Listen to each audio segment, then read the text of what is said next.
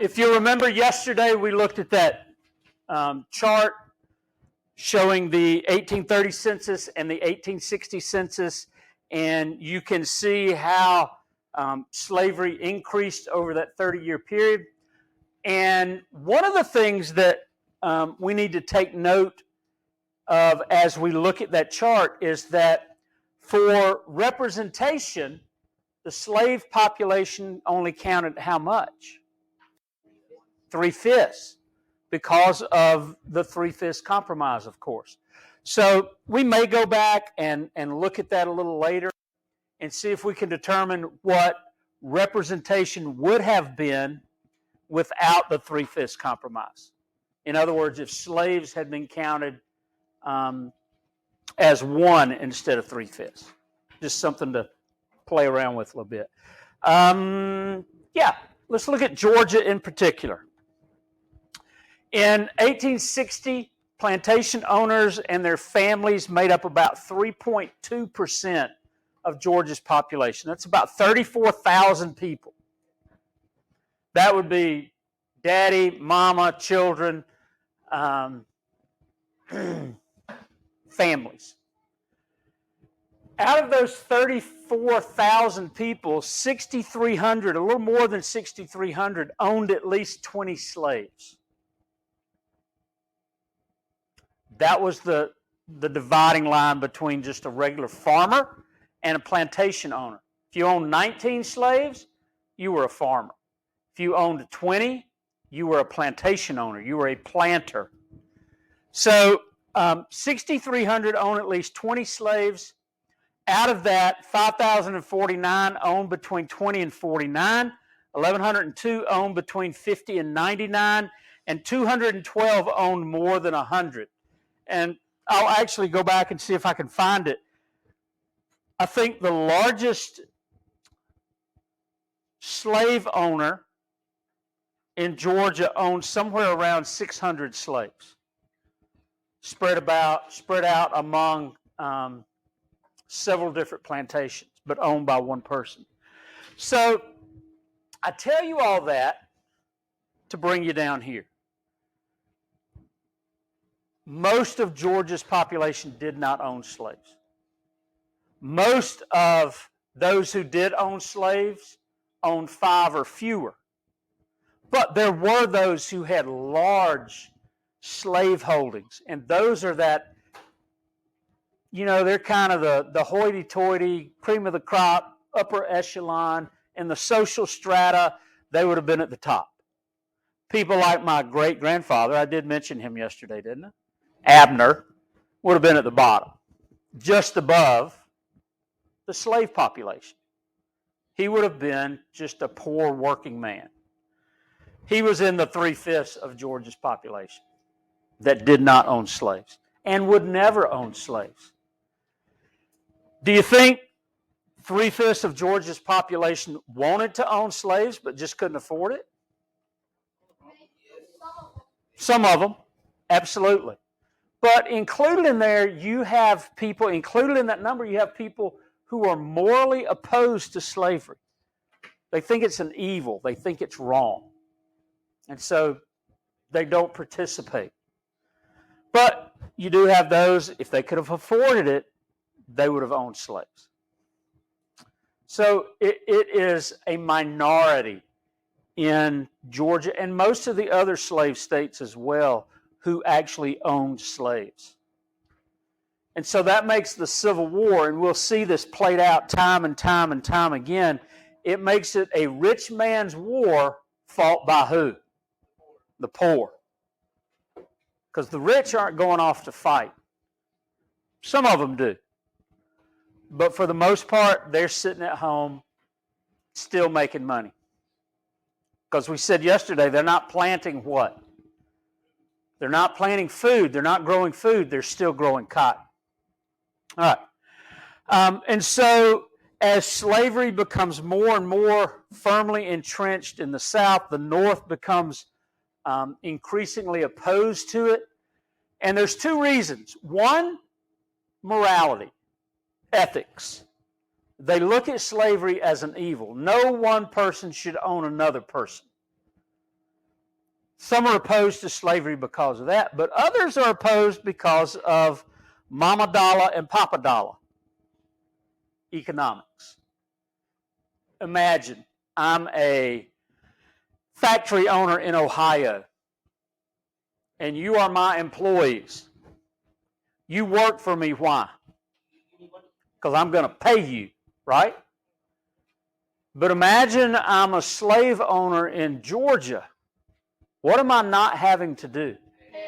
Pay my employees or pay my labor force. There's an investment there, but it's not every week that I have to pay for my labor. And so northern businessmen look at slavery as being an unfair advantage.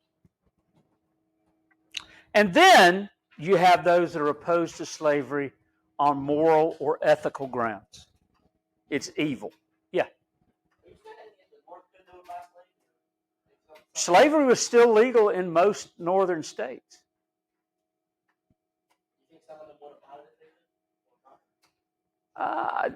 Those who were not opposed to slavery owned slaves. Some of them, anyway. Now, was it a large number of slaves in the North? No, but they were there. In fact, one of your words is the Emancipation Proclamation. Anybody do any of their words last night?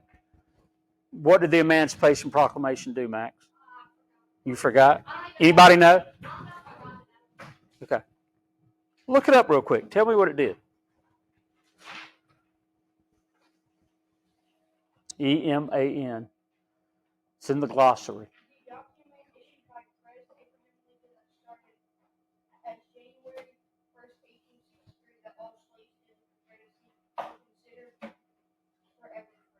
Okay. Where? Slaves where?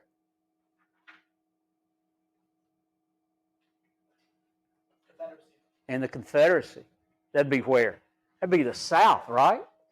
Actually, what Abraham Lincoln's proclamation says is that slaves are free in the states that are currently in rebellion. Doesn't call them the Confederacy. He never does. But he says those states that are in rebellion against the United States, slaves that live there are free. Now, here's my question for you. Did Abraham Lincoln, according to the Confederacy, have the power to free the slaves in the South? No. And what does it not say? That slaves in the North are free. It doesn't say that. And so the Emancipation Proclamation initially does absolutely nothing. It does later, but it does absolutely nothing to begin with. So, that's just something to think about. Why weren't the slaves in the North free? Why weren't the slaves in the border states free, like Maryland, West Virginia, Kentucky? Why weren't they free? Because they weren't in rebellion. And had Lincoln freed those slaves, what would those states have more than likely done? They were still in the United States. They were still a part of the Union. Had Lincoln freed those slaves, they would have joined the Confederacy. So, anyway, thank you. Abolitionists are people who are opposed to slavery on moral or ethical grounds. And they were extreme. You weren't sort of against slavery and be an abolitionist. Yes? Because they felt like it was the worst thing that man could do to man. It feels like it is, though. Well, it is. You're right. Why they call it extreme? Because it wasn't the majority of people in the United States or in the North. Were there abolitionists in the South? Yeah, there were. They didn't say a whole lot, but for obvious reasons. But they're not. It's not everybody in the North that's an abolitionist. It's not everybody in the North that is opposed to slavery. But this group certainly was. we're going to talk about two abolitionists in particular. One named John Brown, pretty simple name, John Brown. And I'll just say this. To John Brown, the only good slaveholder was a dead slaveholder. That kind of gives you an idea of how he went about expressing his desire for slavery to end. He was not above killing people to get what he wanted. Okay? The other is a man named Frederick Douglass. You may have heard of Frederick Douglass. You may have heard of John Brown. I don't know. But Frederick Douglass was a freeman. He escaped from slavery. In fact, he referred to his escape as stealing himself. He was property, right? Property stole himself. And he becomes the leading spokesperson for abolition. Fantastic writer, speech giver. And we'll actually read one of his speeches together. So we have, with the North and with the South, this growing feeling of mistrust. Neither side can trust the other. The South really doesn't trust the North because they feel like the North is using slavery as a way to interfere in their lives and how they live their lives. They also believe that the abolitionists are pushing a very radical, violent agenda. They are pushing the slaves. They're encouraging the slaves to rise up and kill their white owners. And we'll actually talk about an instance where that happened. But here's a flyer that was put out in February of 1837. So this is 23 years before the Civil War starts.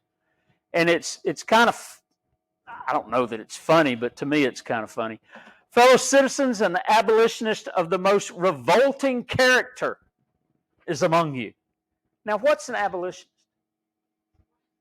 He's against slavery. And yet he's called a person of the most revolting character. He's a low character kind of person. Why? Because he's against slavery.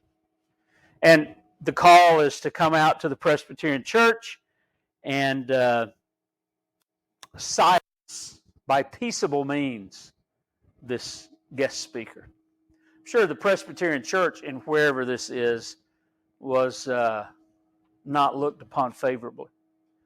All right, this is a map. It's a map. It's a pretty cool map because it's showing where slaves are located in the South. The darker the color, the greater the percentage of slaves. Of course, the lighter the color, the less the percentage. And one of the cool things that I need to do this at some point in time is to take a map of where cotton is grown. And what do you think it would look like? It would overlap that almost to a T. You can look, and it gives percentages for each county. And so Baldwin County is going to be somewhere in the 45 to 50% range. Georgia's ratio is about 58% white, 42% black. Yes. Yes. So that's a pretty cool map. It's really old, too. It's 1864. But it's based on the 1860 census that we saw a little while ago. All right. A little 14-and-a-half-minute video that we're going to watch about slavery. So pay attention. There's some really neat stuff in here. That's not any of it.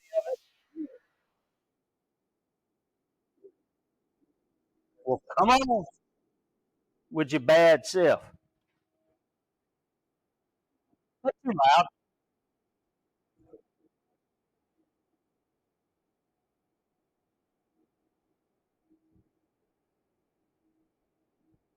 It was that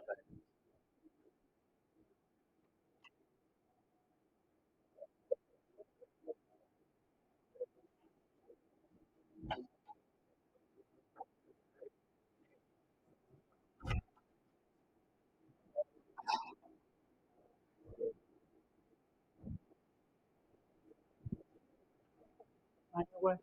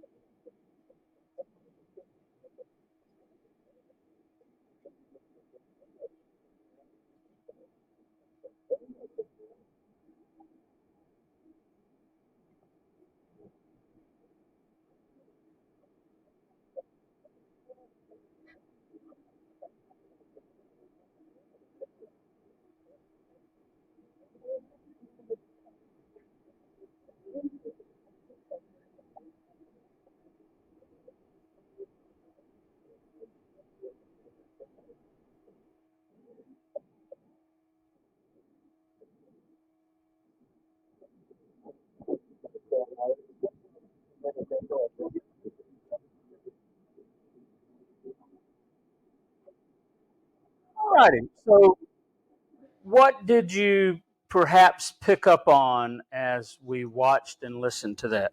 Slaves rising up really wasn't a good thing for them. Okay. That armed rebellion really was not a good thing for slaves or their families. Yes. Slaves could help find movement like preaching and Bible. Okay. So that was a way for them to resist. And the whole idea of resisting is to fight that oppression that had been poured out on them for over 300 years. That dehumanizing, or those dehumanizing actions that had been taken by their owners for over 300 years, that's what they're resisting. It's not just the idea of being in captivity, it's the idea of being dehumanized. And what did marriage and faith, family and faith do? It humanized them.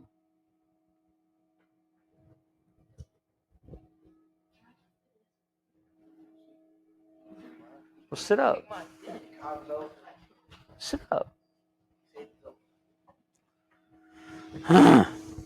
That would have been on film. That would have been great. No.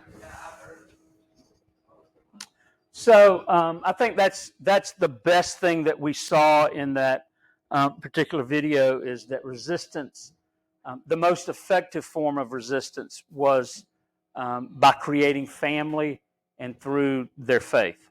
Yes.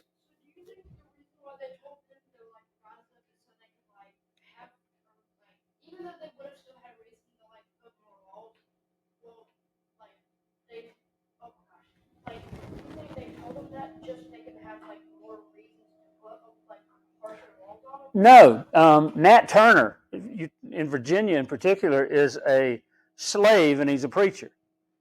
And he had just come to the conclusion that the only way to end slavery was through armed conflict, through violence. And unfortunately, it didn't work. So it created fear on the part of the slave owner. So another thing that is different about the North and the South is their feelings about states' rights. You will hear people today say that the reason the Civil War was fought was because of states' rights. And that's just simply not true. The Civil War was fought over slavery. I've read every secession document created by every state that seceded from the United States, and every last one of them mentioned slavery as the primary reason for their secession or their fear of losing their slavery. So, in the North, we have this concept of nationalism. And it's exactly what it sounds like. You're what? You're more in favor of the nation, okay? What's important for the nation, or the interest of the nation are what's most important, not the interest of the state. The other, and that's what the South adhered to, was regionalism. Whatever is best for the state is what they were in favor of. So the interest of the state are more important. Now let me give you an example of that. In the South in particular, before the Civil War, if you were to ask someone where they were from, what country they were from even, they would not say the United States. They would say Georgia. I'm from Virginia. I'm a Georgian. I'm a Virginian. I'm from Alabama. Because their allegiance was to their state and not to the country. Robert E. Lee, everybody knows who he is, right?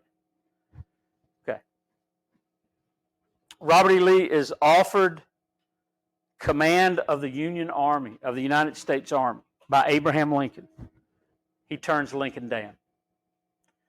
And he tells Lincoln, I cannot bear arms against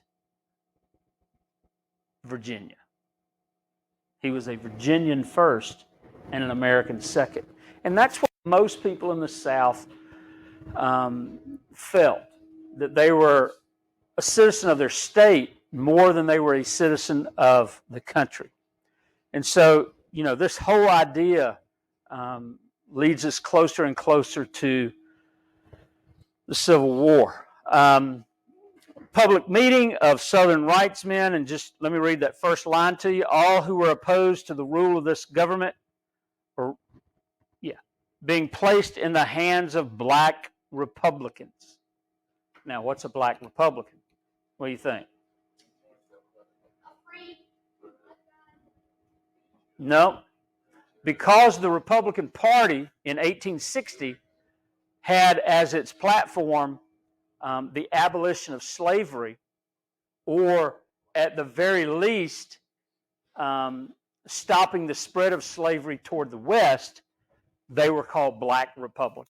Abraham Lincoln was referred to as a black Republican because he was opposed to slavery. This is actually in a state that has not yet seceded, but will soon. I know it's not Georgia because Georgia had already seceded by January 28, 1861. All right. Interesting because of who wrote it. Slave states, once more, let me repeat that the only way of preserving our slave property, or what we prize more than life, our liberty, is by union with each other, and that's by Jefferson Davis. Who was he? He was the president of the Confederacy.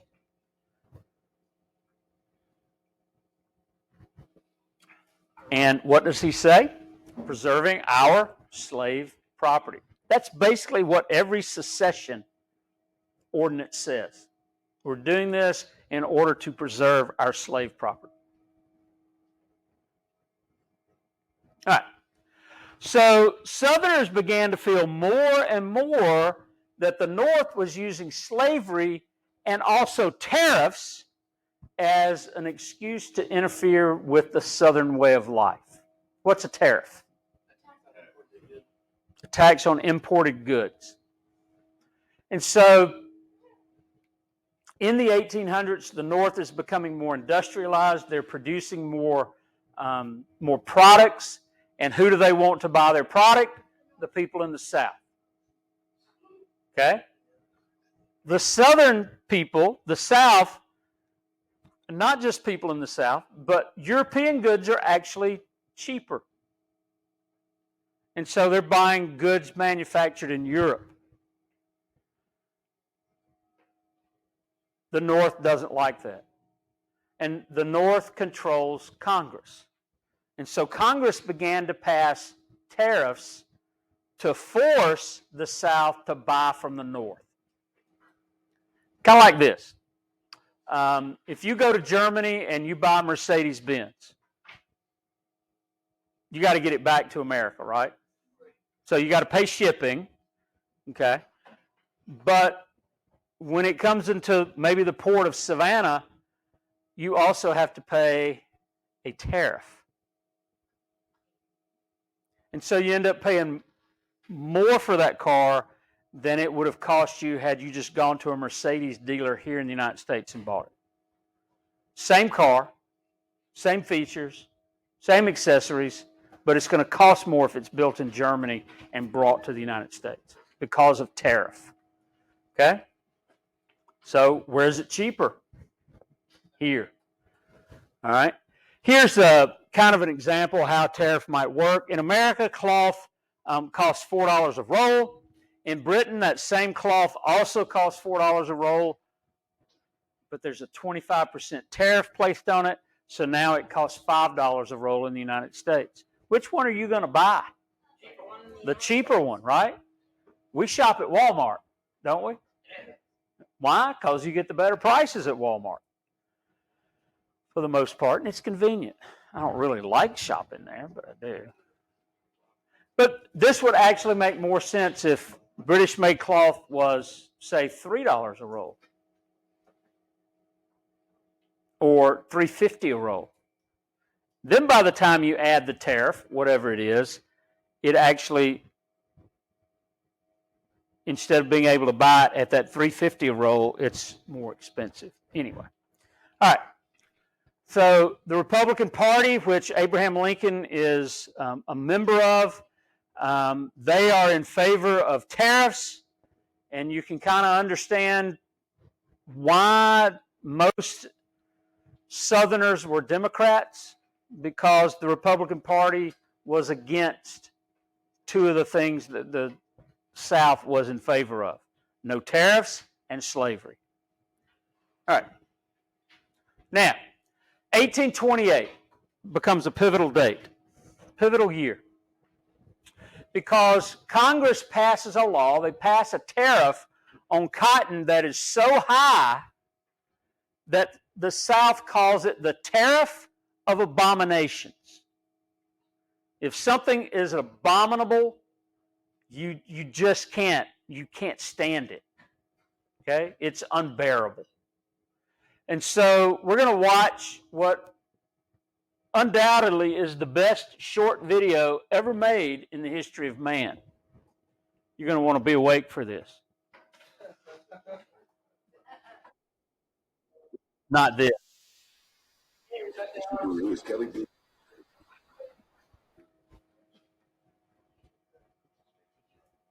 Okay, come on. I don't want that. Don't want to buy a Subaru. Here we go. We'll go buy a Subaru.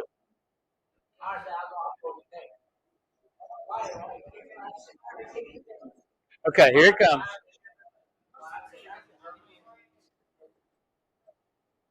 Best thing ever made.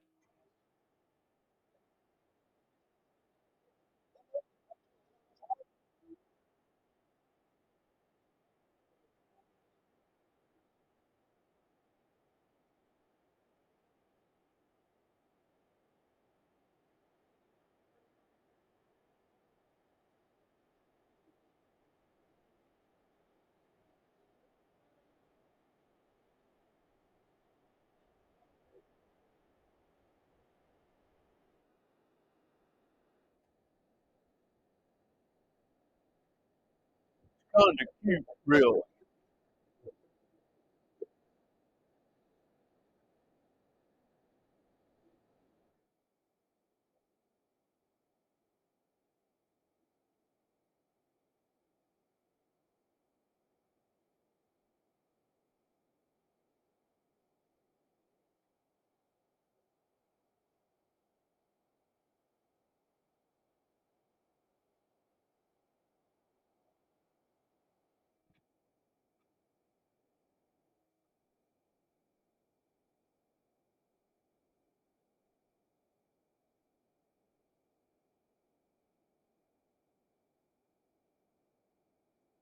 Boy, had he. I told you it was the best thing you'd ever see. Was I right? Huh? Was I right? No, I wasn't right. That was awful. That was awful. All right. So, South Carolina, which hopefully you know is the first state to secede from the Union, very quickly became the most radical of the southern states. They're the most vocal and the most radical of the southern states. And they passed what they call the Ordinance of Nullification in response to the 1828 Tariff of Abominations. And they said, doesn't apply to us. We're not going to pay that tariff. You can't make us. Well, in doing so, in creating this Ordinance of Nullification, they said that the federal government existed because the states let it exist at the will of the states. And if a state considered a law to be unconstitutional and detrimental to them, then they could just choose to ignore it. Well, the Constitution says the exact opposite. The Constitution says that federal law supersedes state law. That federal law is always to be followed when state and federal law are in conflict with each other. South Carolina said, We don't have to do that. We'll do what we want to do. And they are supported in this by John C. Calhoun. You heard Green talking about Calhoun. You heard in that wonderful video Calhoun talking about the ordinance of nullification. He basically said, yeah, the state can do that.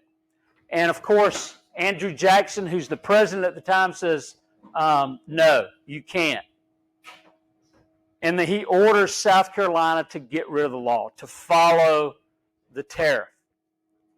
And Jackson goes so far as to say that if you don't, I will personally lead the army into South Carolina, and I will hang the first of them I can find to the first tree that I can find. That's the President of the United States threatening to hang U.S. citizens to make them do what he wants them to do. Huh? King Andrew I. Yeah. In fact, that was what he was nicknamed, King Andrew I. And you can see, if you look closely at the little thing there, he's standing on the Constitution. And the Constitution has been ripped. It's been torn. All right. We'll finish that up tomorrow.